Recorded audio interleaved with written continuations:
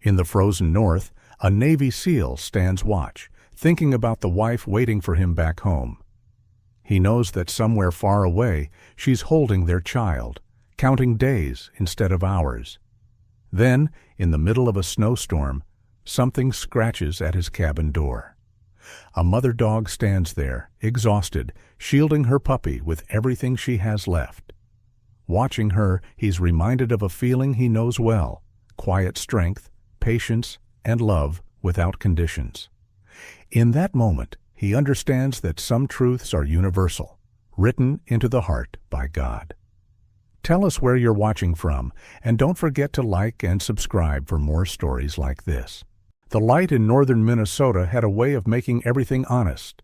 It didn't soften edges or hide flaws. It sharpened them. The sky that afternoon was pale blue, stretched thin over a forest of dark pines, each tree standing straight and silent as if it had learned discipline from the cold itself. Snow lay in wide, clean sheets between trunks, unbroken except where boots and paws had passed. Silas Rourke stood just outside the cabin and watched his breath rise. He was 35, tall, about 6 feet tall, with a lean, compact build that carried no excess weight. His strength didn't announce itself. It sat quietly in the way he stood, balanced and ready, like a door that never quite slammed shut.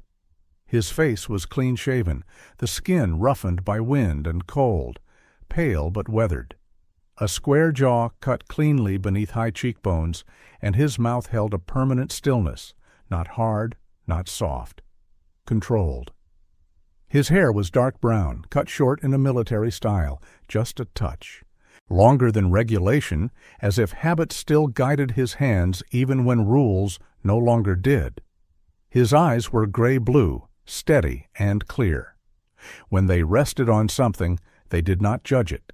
They simply measured, the way they had learned to do long ago. Silas wore the same clothes he always did out here. A worn olive-gray tactical combat shirt, the fabric softened by years of washing and weather, faintly frayed at the cuffs and shoulders. Old combat pants in a muted earth and moss tone, scuffed at the knees, the cargo pockets sagging slightly from constant use. Military work boots, scratched and broken in, and an old service watch on his wrist, its face nicked and dulled. Nothing new, nothing decorative, nothing unnecessary. Behind him, the cabin waited, small, practical, a forward outpost tucked into the trees. Inside were clean lines, stacked firewood, radio equipment, and a stove that worked if fed properly.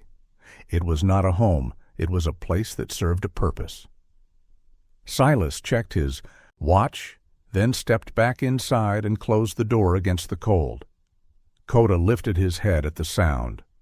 The German shepherd lay near the stove, black and tan fur catching the firelight in warm bands of gold and shadow. He was full-grown, muscular without bulk, his movements precise even at rest. His ears stood high, swiveling slightly as he tracked sounds that never reached human notice. His amber eyes followed Silas with calm attention.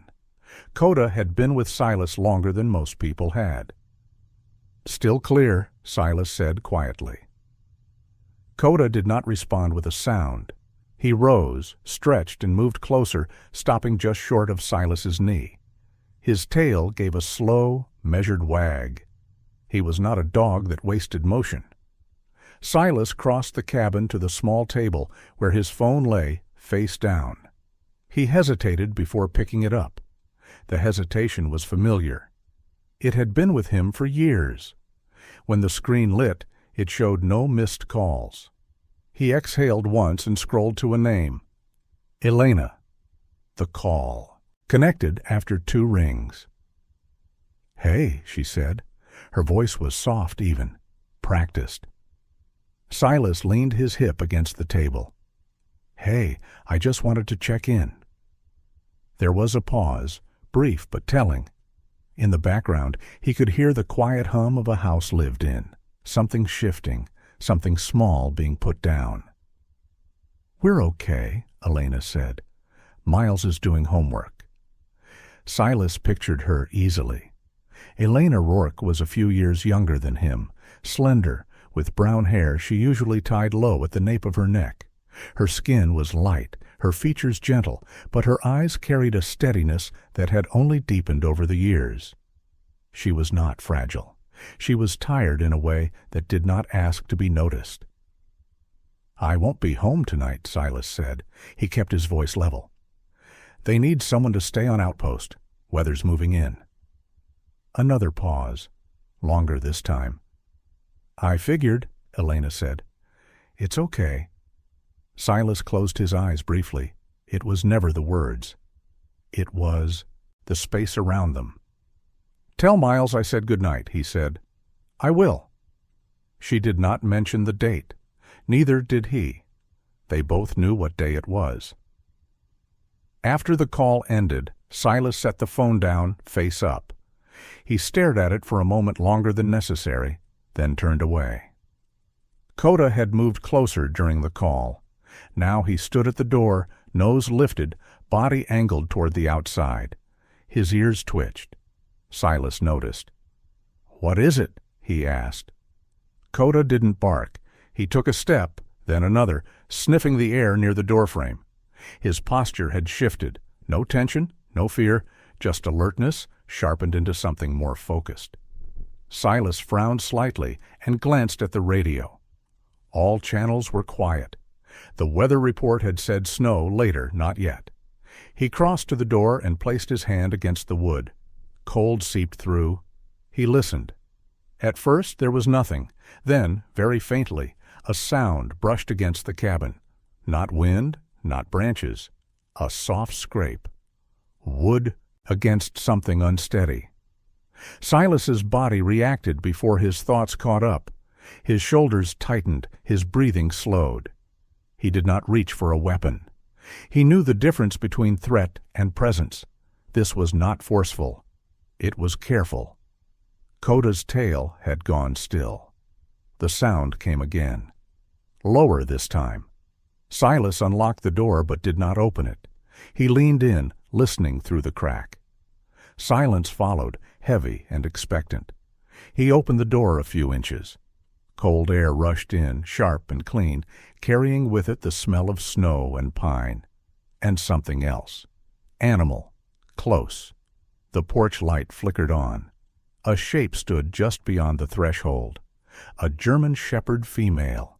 Her coat was a pale cream gray, thick but matted with ice.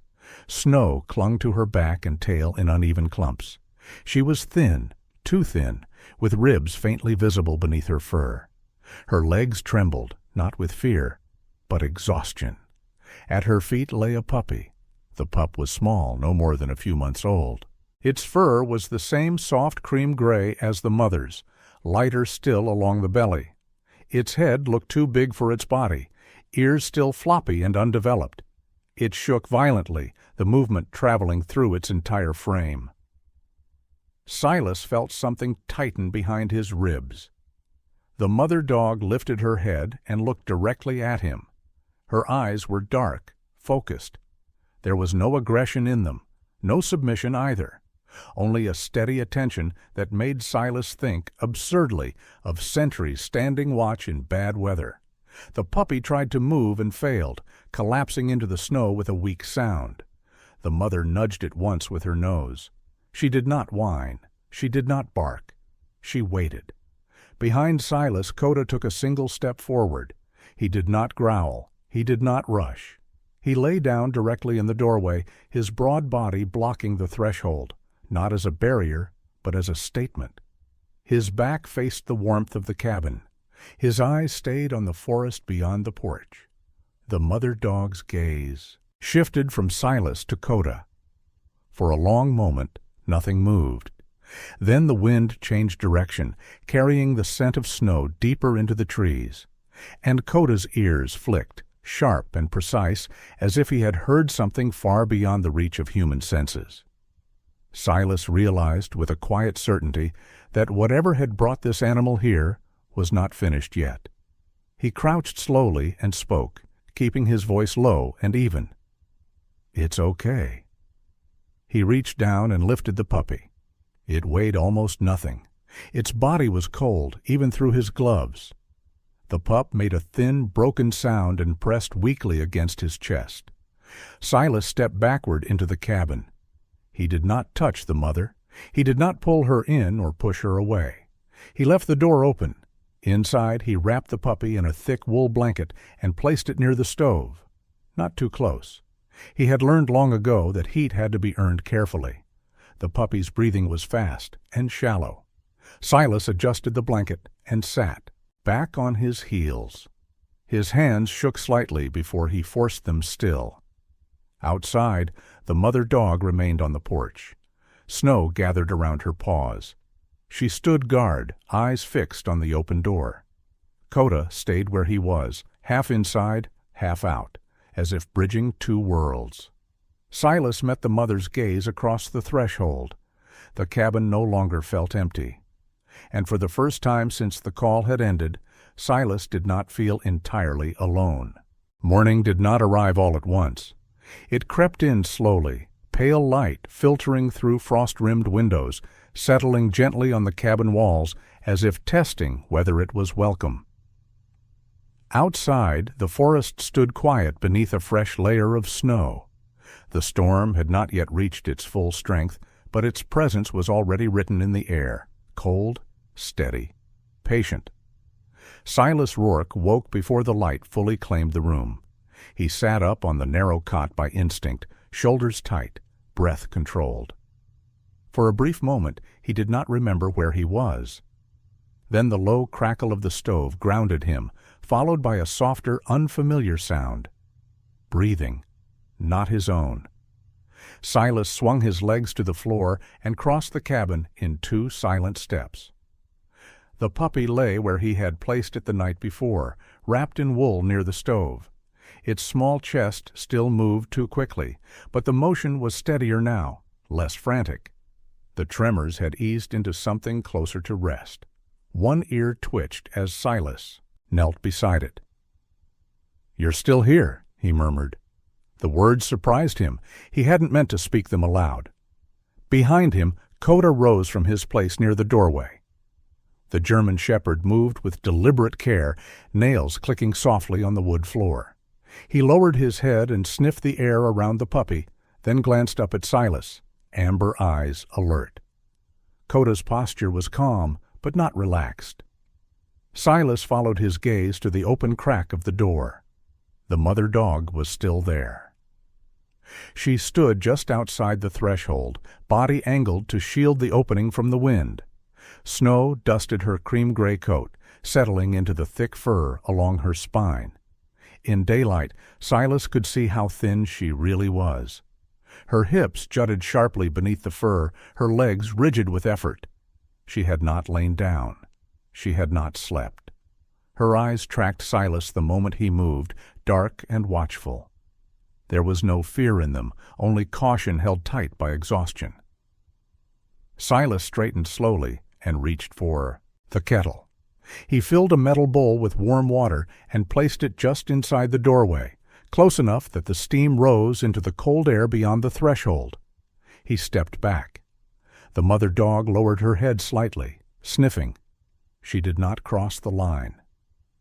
"That's fine," Silas said quietly. "You don't have to." He did not know why he felt the need to reassure her, or perhaps he did. The radio crackled once, then settled back into static. Silas turned to it, adjusting the dial. No incoming messages. No new directives. For now, he was alone. He moved through his routine with practiced precision, checked the stove, logged the weather conditions, scanned the tree line through the narrow window. Everything outside looked untouched. No tracks, no movement. Still, Coda did not leave the doorway. Silas noticed the way the dog's ears flicked, not toward the forest, but upward, toward something carried faintly on the wind, a sound too distant for human hearing. Silas frowned. "Coda," he said softly. The dog's tail gave a single, slow sweep against the floor. Something had changed. By mid-morning, the temperature dropped further. The sky flattened into a uniform gray, the kind that pressed down rather than loomed. Snow began again, fine and relentless. Silas made a call on the satellite phone, keeping his voice low and efficient. He reported the dogs, location, condition, estimated time they'd been exposed. The response was measured, professional.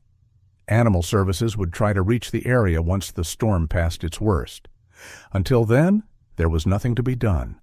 Silas understood that language well. When the call ended, he set the phone aside and turned back toward the doorway. The mother dog had shifted her weight. One paw rested just inside the threshold now, claws barely touching the wood floor. Her body remained outside, but the line between in and out had moved. Coda noticed too. He lay down a few feet from the stove, positioning himself sideways so that he faced both the puppy and the door. His presence filled the space without claiming it. Silas watched the three of them, one animal guarding her young, one guarding the boundary, one small life breathing between warmth and cold. The image struck deeper than he expected. He thought of Elena standing at the kitchen window back home, watching the driveway in the evenings she never complained about. Of Miles falling asleep on the couch, shoes still on, waiting for a sound that didn't come. The same posture, different doorway. Silas turned away before the thought could settle too deeply. Around noon, Coda's behavior changed. He rose abruptly and moved to the far side of the cabin, nose lifted high. His ears angled sharply forward, every muscle in his body alert.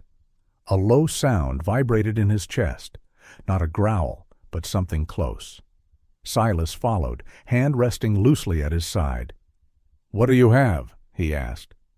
Coda did not look at him. He stared at the wall.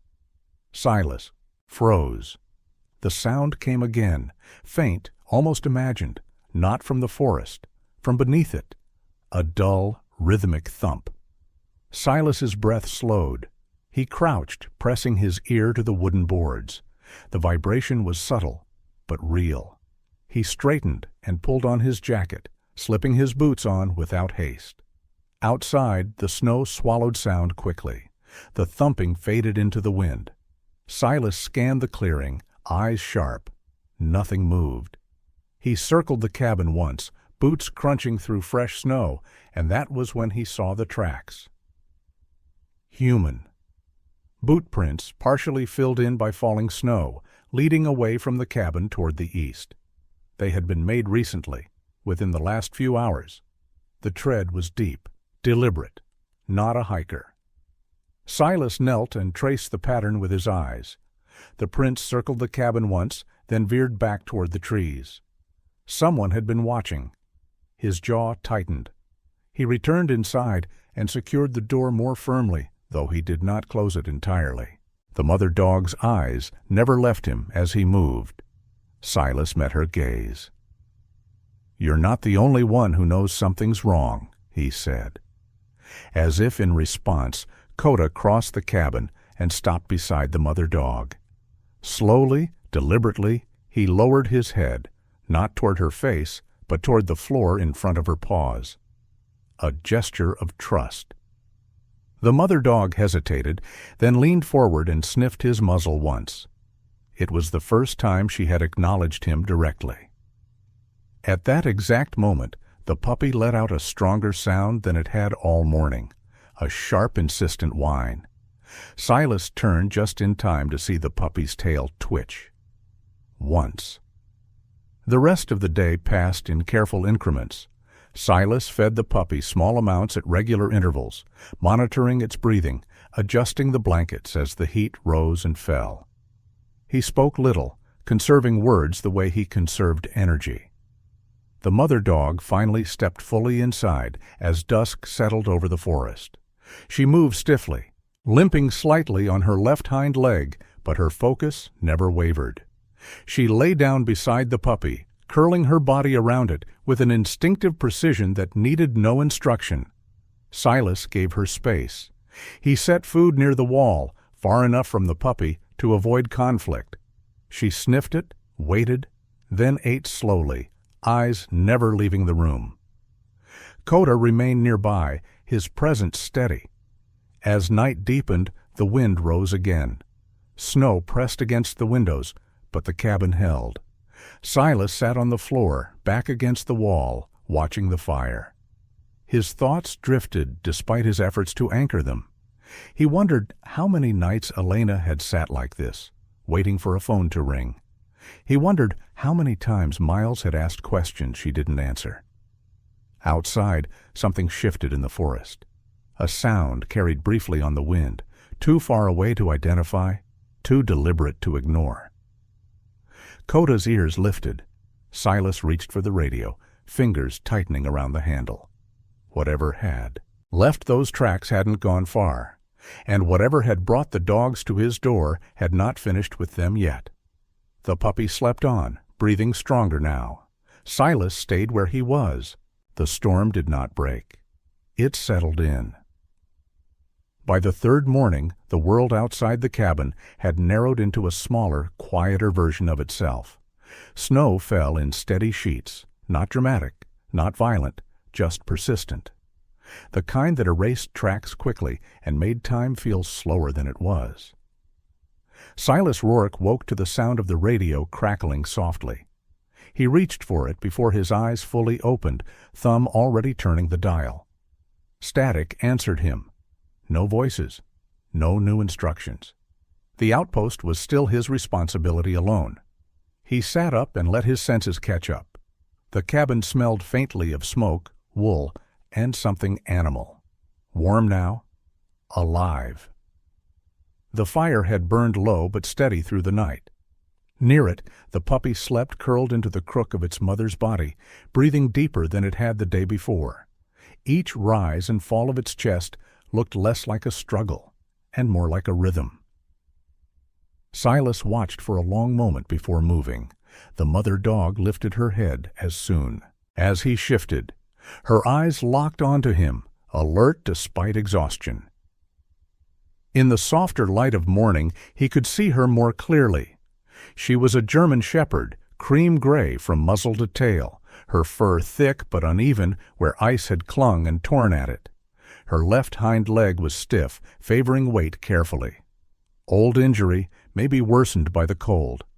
She did not growl. She did not relax. She assessed. Silas respected that. "Morning," he said quietly, more to keep the tone calm than to expect a response.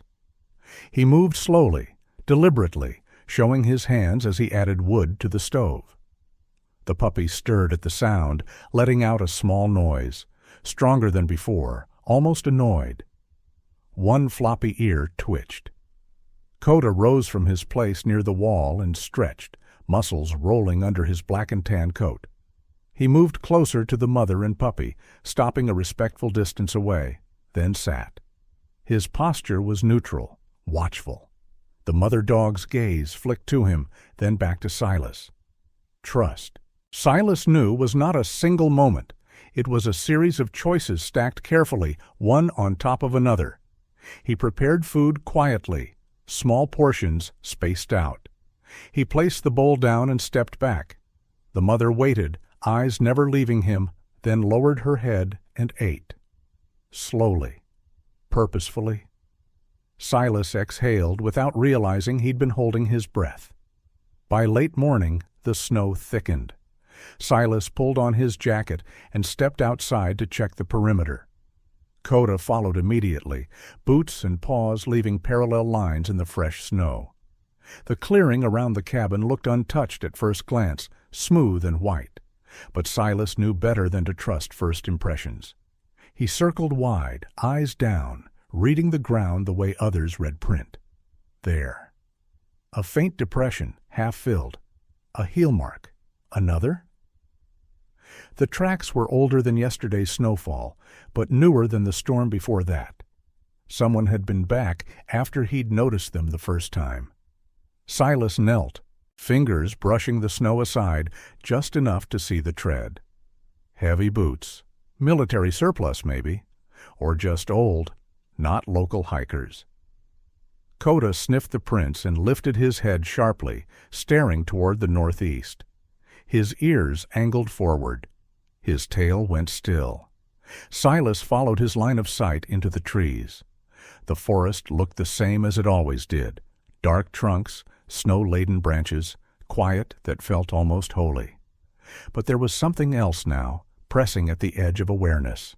He straightened. "We'll keep an eye out," he murmured. Coda did not move. Silas stood with him for another minute, then turned back toward the cabin. That was when he heard it. A sound, thin, distant, and human. Not a shout.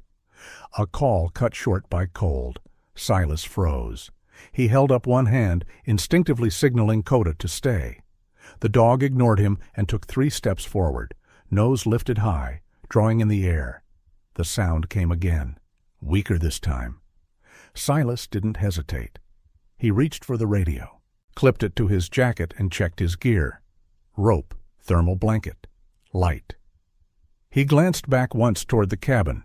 The mother dog had risen, placing her body squarely between the puppy and the door. Her eyes met Silas's, sharp and intent. "I'll be back," he said, unsure why the words felt necessary. Coda was already moving. The forest closed in quickly. Snow swallowed sound, making distance deceptive. Silas moved carefully, keeping his breathing controlled, following Coda's lead as the dog cut a narrow path through the drifts. The call came again, closer now. They found him near the edge of a frozen creek, half slumped against a fallen tree. The man couldn't have been more than 20, thin, tall, his frame all angles under layers of mismatched winter gear. His face was pale beneath a dusting of snow, cheeks hollow, lips cracked and blue. Dark hair stuck out from beneath a knit cap pulled too low over his eyes. He looked up weakly as Silas approached. "Hey," Silas said, dropping to a knee. "Stay with me." The young man tried to nod. Failed. Silas checked him quickly, pulse weak but present, hands numb, signs of hypothermia clear. No visible injuries, but his left ankle was twisted at an unnatural angle. "Name?" Silas asked. "Eli," the man whispered. "Eli Mercer." Eli Mercer. The name surfaced in Silas's memory. A briefing from days ago. A local college student volunteering with a wildlife survey group. Reported missing when he didn't return from a solo tracking assignment before the storm hit. Silas cursed softly. "You're going to be okay," he said, not as a promise, but as an anchor. Coda stood close, pressing his body against Eli's side, offering warmth without being told. The young man let out a shaky breath, his fingers curling weakly into Coda's fur.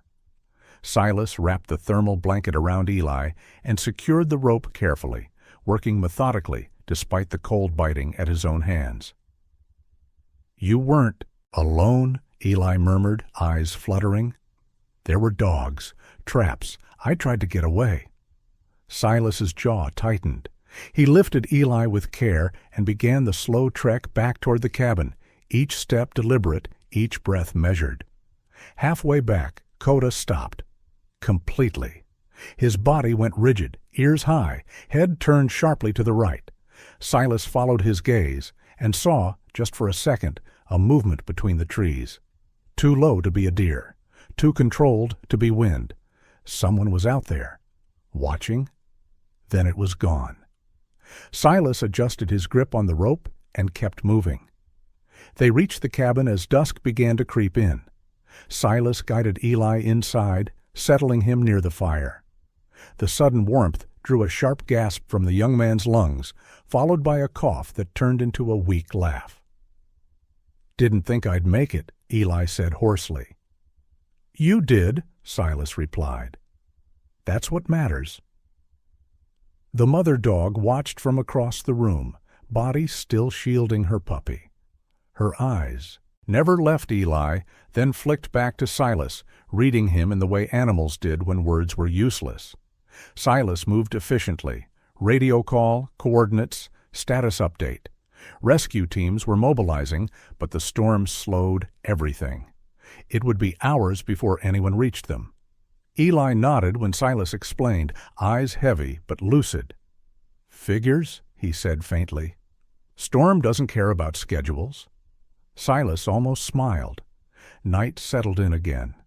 The cabin held 6 lives now, counting breaths.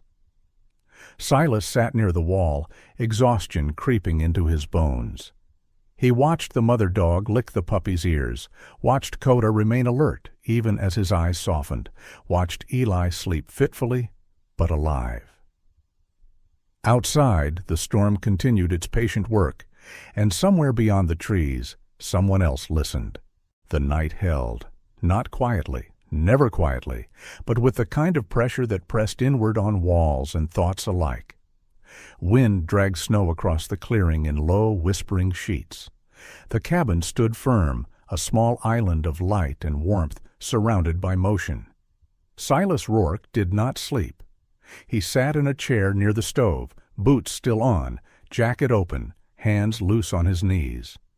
The room breathed around him, fire popping softly, radio humming low, the steady rise and fall of living bodies sharing the space.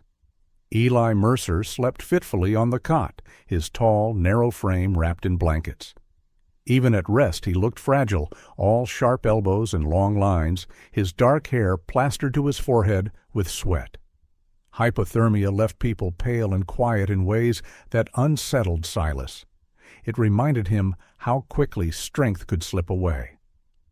Across the room the mother dog lay curled around her puppy, cream-gray fur forming a protective ring. She had shifted positions only once since dusk, careful not to expose the pup's belly to the air. Her eyes closed and opened in short intervals, never fully surrendering to rest. Coda lay closer to the door, black and tan body angled, so he could see both the room and the crack of darkness beyond the threshold. His ears flicked at every change in wind, every sound the forest carried inward.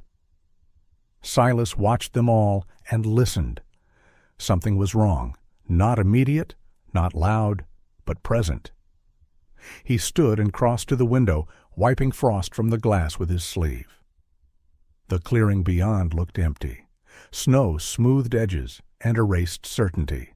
The trees stood like columns holding up a sky that refused to break. Silas checked his watch. Time moved, but slowly. He returned to the table and keyed the radio, lowering his voice. "Outpost Delta to base. Status unchanged. 1 civilian stabilized. Weather still heavy." Static answered him, then a voice, faint, clipped, professional. "Copy, Delta. Team staged. Earliest arrival at first light if conditions allow." Silas acknowledged and set the radio down. First light was hours away. He turned just in time to see the mother dog lift her head, her ears angled forward, her gaze fixed on the door. Coda rose in the same instant, body rigid. Silas's hand went instinctively to the light. The sound came next, metal, a thin scrape, distant but distinct, carried on the wind. Not wood, not stone. Wire. Silas exhaled slowly. He knew that sound. He moved with care, shrugging into his jacket and pulling the zipper high. He grabbed rope, a flashlight, and a pair of bolt cutters from the wall rack, tools left behind from past joint operations, used more often than he liked. Coda watched him, tail still. "Stay," Silas said softly, then hesitated. He looked at the mother dog, at the puppy. He looked back at Coda. "Come," he said instead. Coda moved without sound. Silas opened the door just wide enough to slip through, closing it behind him with deliberate slowness. The cold hit. Immediately, clean and sharp. He paused, letting his eyes adjust. The clearing lay empty. Then he saw it, a faint glint half buried in snow near the tree line. Silas approached, boots sinking silently. He knelt and brushed snow aside. Wire snare. New, set low. Meant for animals, fox, maybe deer, but careless enough to catch anything small enough and desperate enough to move through here in a storm. His jaw tightened. He cut the wire cleanly and pocketed the coil, scanning the ground. More signs appeared as his eyes learned what to look for. Disturbed snow, shallow trenches where wire had been dragged, boot prints partially erased but still readable.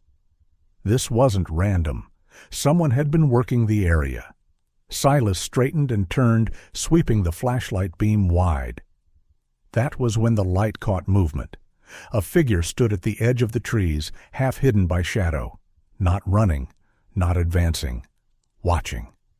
Silas raised the light fully. The man stepped forward, hands visible. "Easy," the stranger said.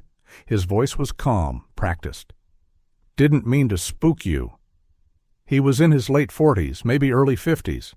Broad-shouldered, heavy in the chest, his build softened by years rather than neglect. A gray beard covered his jaw, thick and uneven, and his hair was tucked beneath a weathered cap pulled low. His coat was old but well kept, stained at the cuffs, the kind worn by men who lived outdoors by choice. "Name's Evan Holt," the man said. "I live down the ridge." Silas did not lower the light. "What are you doing this close to a restricted outpost?" he asked. Evan Holt shrugged slightly, breath fogging the air. "Checking traps." Silas's eyes flicked to the man's hands. Strong, scarred, familiar with tools. "Those traps are illegal," Silas said, "and dangerous." Holt's expression tightened, not with anger, but something closer to resignation. "Didn't used to be," he said. "Not when I started." Silas studied him. Holt's stance was relaxed but not careless. A man used to being judged, used to standing his ground. "You set them during a storm," Silas said. "That's reckless." Holt sighed. "Storm doesn't stop hunger." Silas did not respond. Behind them, the forest shifted. Snow slid from a branch with a soft rush. Holt glanced past Silas toward the cabin. His eyes lingered a moment too long. "You got company," he said. "Heard a call earlier. Figured someone was in trouble." Silas's grip tightened on the light. "That's not your concern." Holt held up his hands again. "Didn't say it was. Just don't want trouble." Silas stepped closer.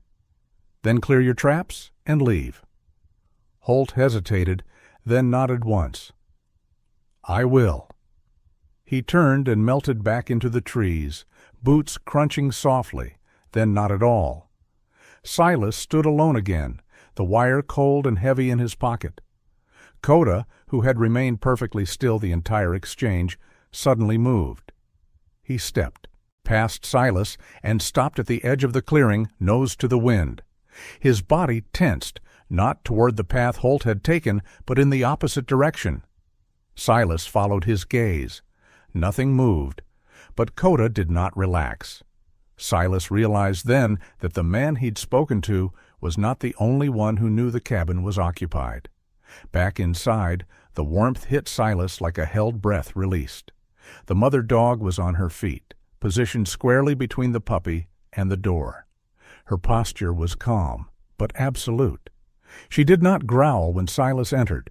She watched him, reading his face. "It's clear," he said quietly, though he wasn't sure that was entirely true.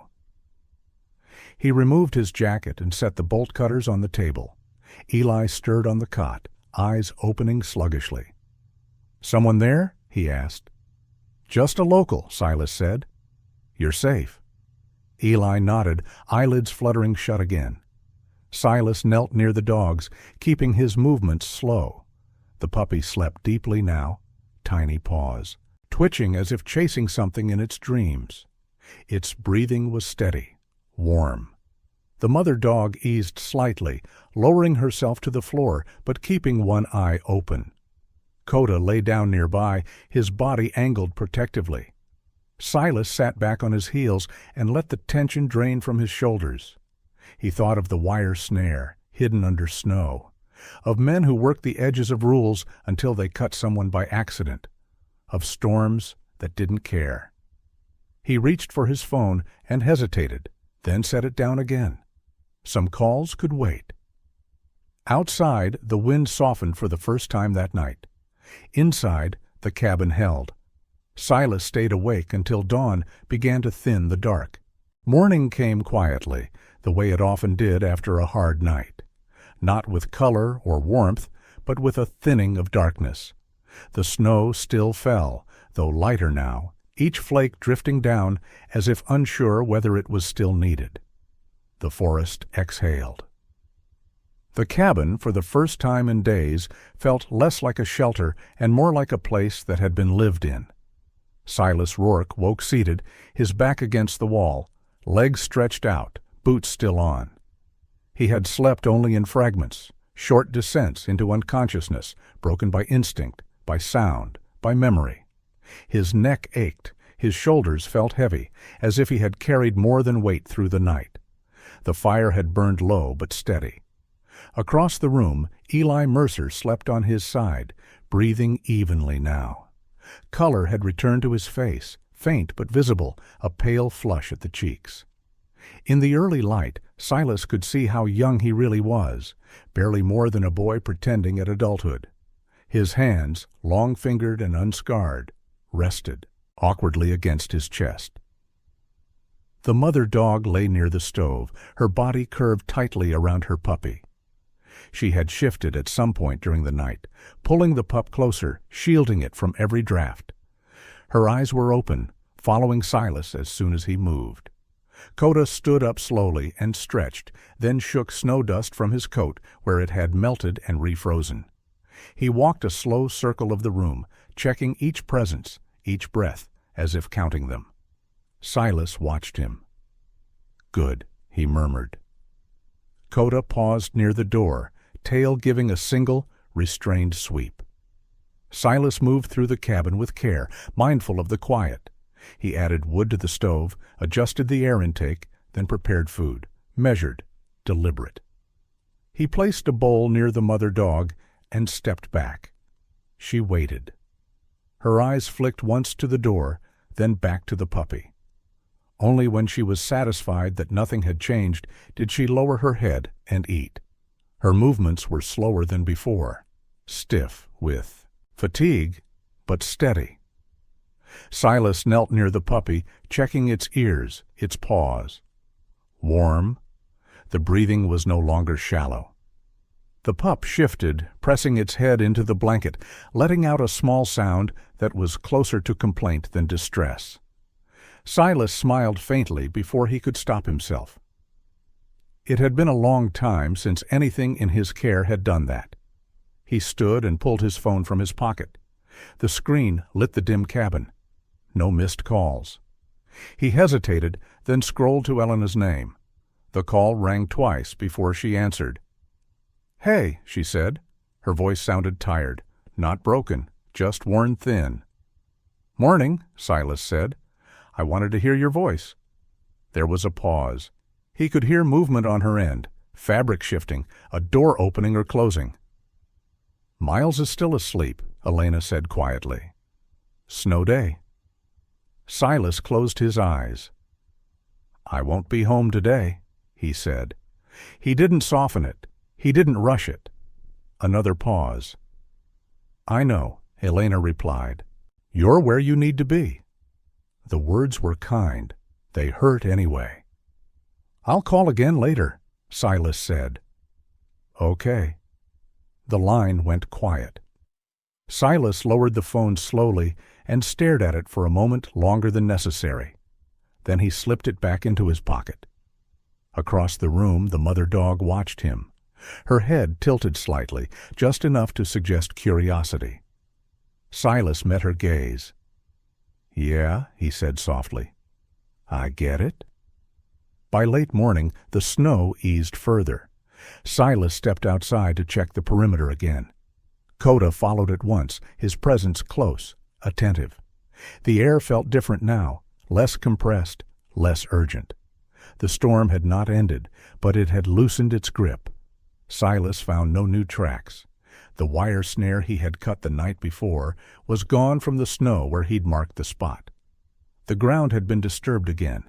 Someone had been back, clearing evidence, moving carefully. Silas straightened, scanning the trees. Nothing moved. He returned to the cabin and secured the door, his expression unreadable. Inside, Eli was awake, propped up on one elbow, watching the room with slow curiosity. "Smells better than I remember," Eli said hoarsely. Silas glanced over. "You remember anything before the cold?" Eli frowned, thinking. "I remember dogs," he said. "2 of them, one limping. They ran when I fell. I tried to follow. Guess I didn't get far." Silas nodded once. "You're lucky," he said. Eli snorted weakly. "Yeah, that's one word for it." Silas checked Eli's ankle again, rewrapping it carefully. Eli winced, but didn't complain. "Rescue team will get here when the weather clears enough," Silas said. "Until then, you stay put." Eli nodded, eyes drifting to the dogs. "They yours?" "Only one," Silas replied. The mother dog lifted her head slightly at the sound of his voice, then settled again. "She's tough," Eli said. "Wouldn't leave her pup." Silas didn't answer right. "Away." "No," he said finally. "She wouldn't?" It happened quietly. The puppy stirred, pushing itself upright on unsteady legs. It wobbled, nearly tipping over, then steadied against its mother's chest. For the first time since Silas had seen it, the pup opened its eyes fully. They were pale, clear, focused. The puppy looked directly at Silas. Its tail moved once, then again. The mother dog froze, her body going rigid, not with fear, but with something else. Recognition, perhaps, or relief. Silas felt a strange pressure behind his ribs, sharp and sudden, as if something had shifted without asking his permission. The moment passed as quickly as it had come. The puppy sank back into the blanket, exhausted by the effort. The mother dog relaxed, lowering her head to rest against the floor, eyes never leaving her pup. Silas stood slowly. He felt unsteady, not from fatigue, but from something deeper, a realization he wasn't ready to name. He busied himself with small tasks, cleaning the table, stacking wood, checking supplies. Each movement grounded him, pulled him back into the present. Coda watched him from across the room, eyes calm, knowing. Eli dozed again, breath even. The afternoon stretched long and quiet. As dusk approached, the wind picked up slightly, but the snow did not return in force. The cabin held its warmth. The lives inside it continued, fragile and persistent. Silas sat near the stove again, this time with his boots off, socks steaming faintly as they dried. He stared into the fire and thought about Elena standing alone in the kitchen, about Miles waking up and asking questions she would answer with practiced patience.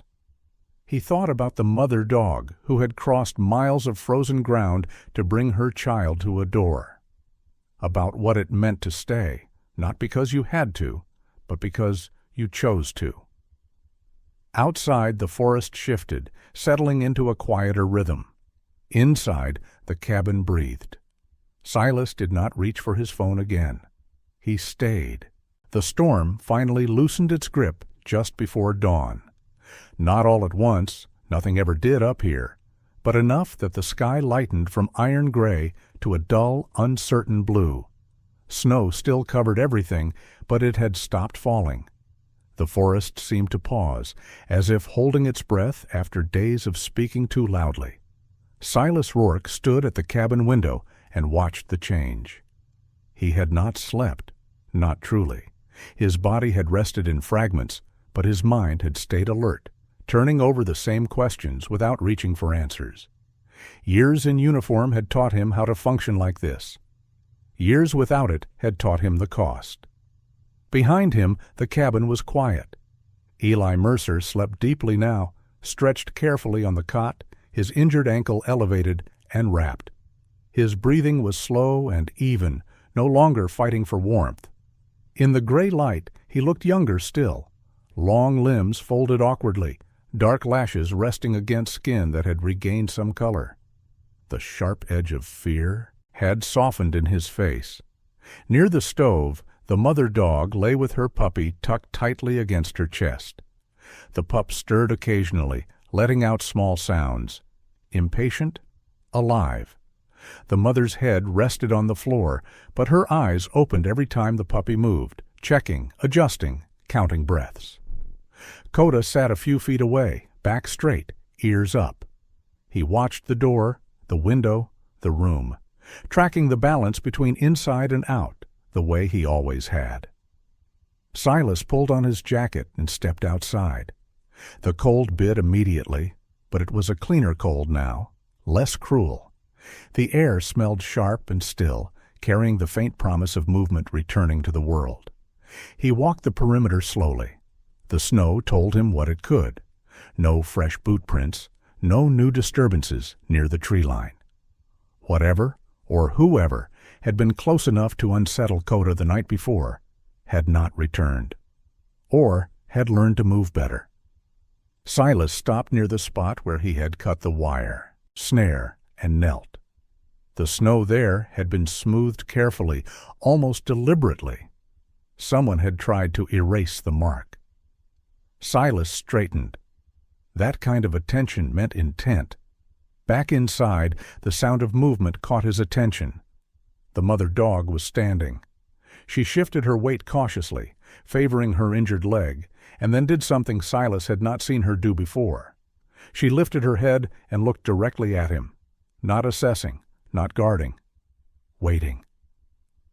Silas slowed his steps. He crouched several feet away, keeping his hands visible, his posture neutral. He did not reach out. He did not speak.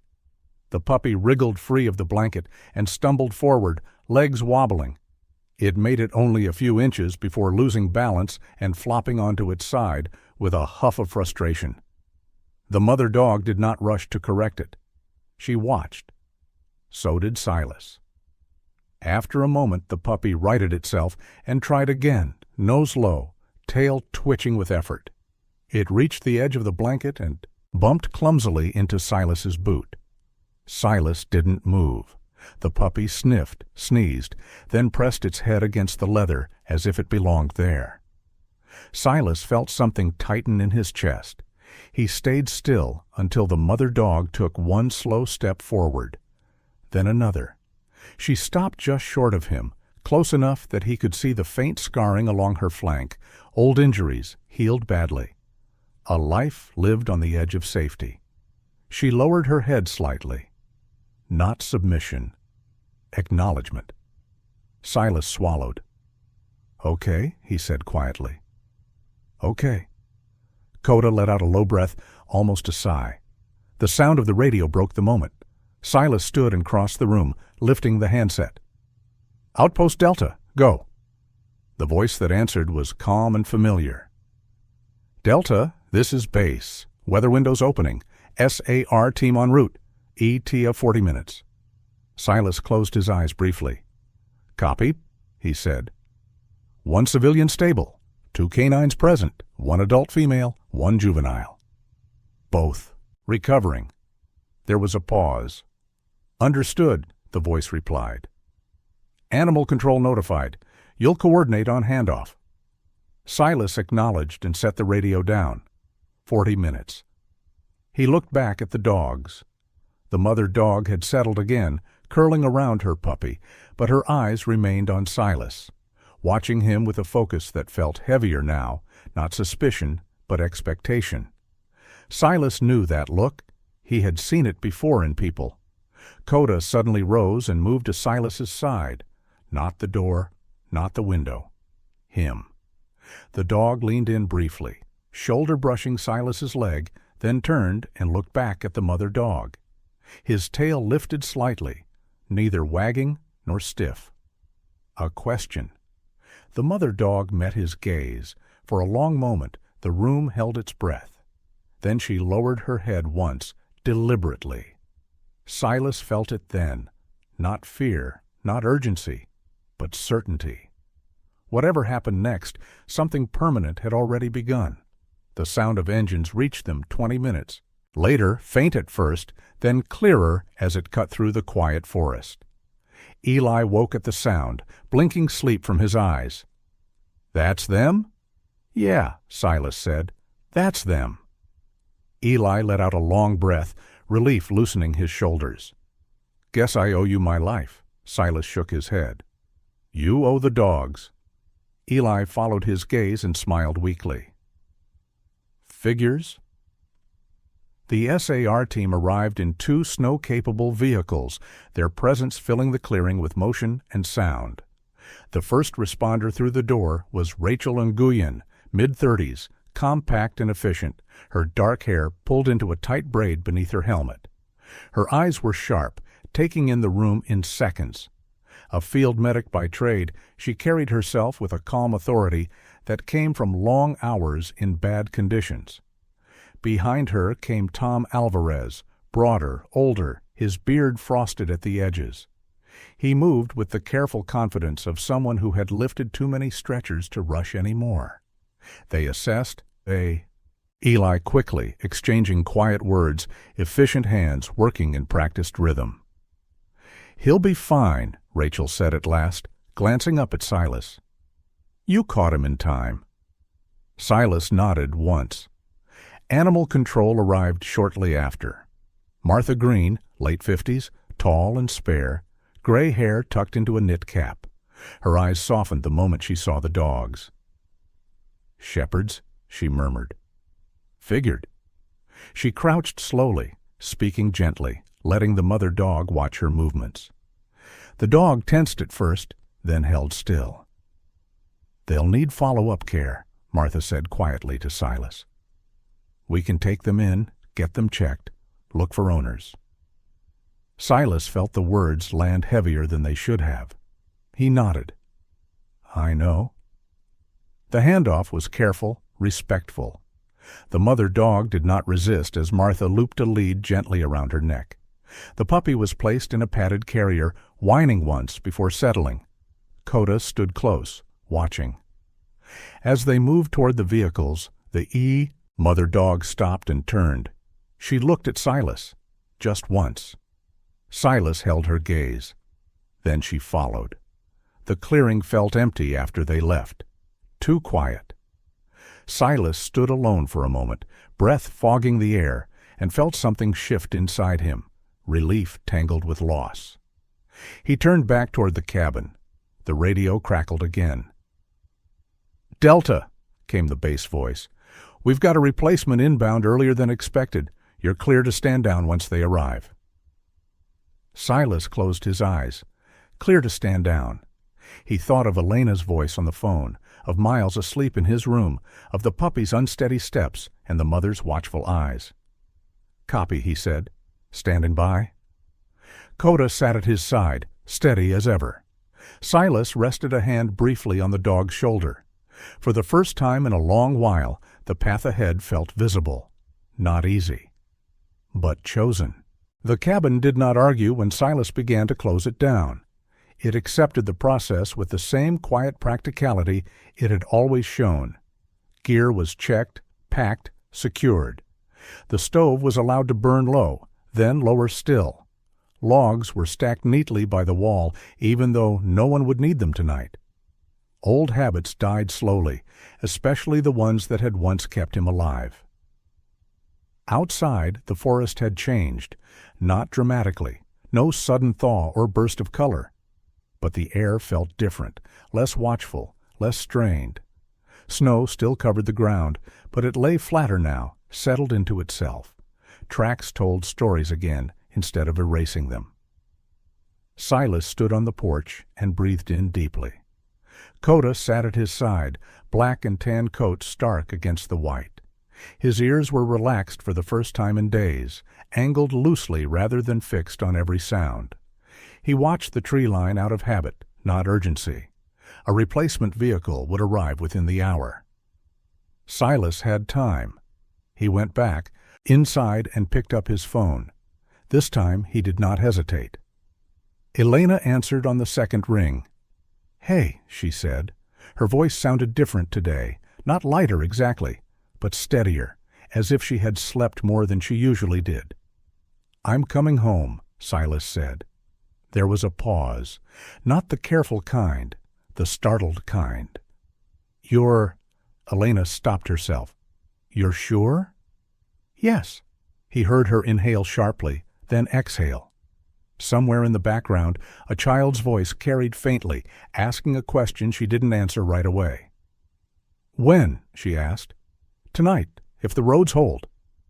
Another pause, then a soft sound that might have been a laugh or a breath held too long. "Okay," Elena said. "We'll be here." Silas closed his eyes. "I know," he said. When the call ended, he stood still for a moment longer, phone warm in his hand. The cabin felt emptier now, not hollow, just finished. Coda rose and nudged his leg lightly with his shoulder, a familiar gesture. "Ready when you are." The replacement arrived just before noon. He was younger than Silas expected, late 20s, maybe early 30s, broad-shouldered, clean-cut, with a restless energy that hadn't yet learned how to settle. His name was Aaron Pike, and he moved like someone who had trained hard and recently, his boots still stiff, his gear unscuffed. "Didn't expect this place to be so quiet," Aaron said, glancing around the clearing. Silas nodded. "It won't stay that way." They walked the perimeter together, Silas pointing out landmarks, lines of sight, places where snow drifted deceptively deep. Aaron listened closely, asked smart questions, took notes he probably wouldn't need once instinct took over. "Animals?" Aaron asked.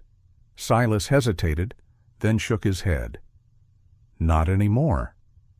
Aaron accepted that answer without pressing. When the handoff was complete, Silas turned back toward the cabin one last time. He rested his palm briefly against the doorframe. "Take care of it," he said, not to the building, but to the space it represented. Then he left. The drive south took longer than it should have. Roads were passable but narrow, carved through snowbanks that rose like walls on either side. The sky stayed pale and overcast, but sunlight broke through in thin ribbons now and then, touching the frozen lakes with brief flashes of silver. Silas drove with both hands on the wheel, posture steady. Coda lay curled on the passenger side, head resting against the door, eyes half closed. He slept the way working dogs did, lightly, ready to wake at the smallest change. Silas let his thoughts drift. He thought about the mother dog and her puppy, now somewhere warm and safe, being examined by careful hands.